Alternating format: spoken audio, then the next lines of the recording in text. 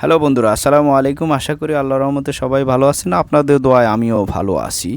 কাজের ক্ষেত্রে শহর ছেড়ে গ্রামে আসছি। গ্রাম হচ্ছে সিরাজদিখা, মুন্সিগঞ্জ। আপনারা হয়তো সবাই কেউ কেউ চিনতে পারেন। তো গ্রামে আসার পরে এখানের অপরূপ সৌন্দর্য দেখে নিজেকে আর আটকাতে পারলাম না। ক্যামেরাবন্দি করে আপনাদের মাঝে শেয়ার করার চেষ্টা করতেছি। চলুন আপনাদেরকে দেখানোর চেষ্টা করি এখানে কি।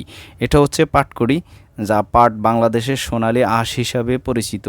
একটা সময় এখন থেকে 10-20 বছর আগে সোনালী আঁশ হিসাবে পরিচিত ছিল, যা বাংলাদেশের জাতীয় অর্থনীতিতে গুরুত্বপূর্ণ একটা অংশ ছিল এই সোনালী আঁশ।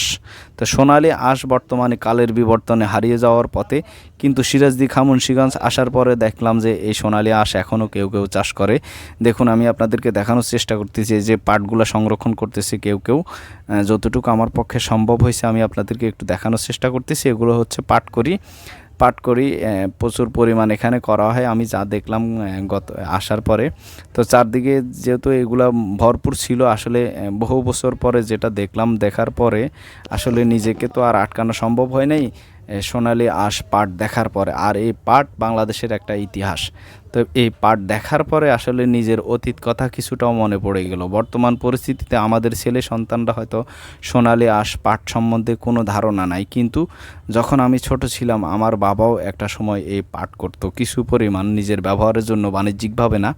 তো সেই সময়ের কথা মনে পড়ে গেলো। আব্বা যেভাবে পাট চাষ করতো, পাট সংরক্ষণ করতো, সেই কথাগুলো খুব মনে পড়ে গেলো এখানে আসার পরে। তো যার কারণে বাবা 18 সালে দুনিয়ার মায়া ত্যাগ করে চলে গেছে। আমার বাবার জন্য সবাই দোয়া করবেন, যেহেতু বাবা দুনিয়াতে নাই। আশা করি সবাই দোয়া করবেন। তো এখানে আসার পরে এই সোনালী আঁশ পাট দেখার পরে আমি নিজেকে আর আটকাতে পারলাম না। আমি আপনাদেরকে সৌন্দর্যগুলো একটু দেখানোর চেষ্টা করতেছি। দেখুন, এই জায়গাগুলো এত সৌন্দর্য, যেটা আসলে আপনাদেরকে আমার সম্ভব হচ্ছে না ক্যামেরার মাধ্যমে পুরো দেখানো। কারণ হচ্ছে কি, আমি কাজে ছিলাম, তাড়াহুড়োর ভিতরে ভিডিওটা সংরক্ষণ করছি। আমার অতটা সম্ভব হয় নাই এখানের প্রাকৃতিক সৌন্দর্য দেখানোর জন্য। তারপরে যতটুকু সম্ভব হয়েছে আমি আপনাদেরকে দেখানোর চেষ্টা করতেছি কৃষকরা কীভাবে পাটগুলা সংরক্ষণ করতেছে। চারদিকে কৃষকেরা অন্য কাজ করতেছে। এই যে দেখুন, এখানে পাটকড়িগুলো সাজিয়ে রাখছে। এই পাট এতটাই মূল্যবান, এখন বর্তমানে 5,000 টাকা মন। তো দেখুন এদিকের সৌন্দর্য এমনভাবে ফুটে উঠছে, যেটা আসলে আমার দেখে চোখ জুড়িয়ে গেল। এতটা ভালো লাগলো যে আসলে বলে বোঝানোর মতো না। এই সিরাজদিখা, মুন্সিগঞ্জ চমৎকার একটি জায়গা, যা আমার মন খুব শান্তি হয়ে গেল। আমি দেখার পরে নিজেকে আর আটকাতে পারলাম না। ক্যামেরা বন্দি করে যত দ্রুত সম্ভব হয়েছে আমি আপনাদের মাঝে এটা তুলে ধরার চেষ্টা করতেছি।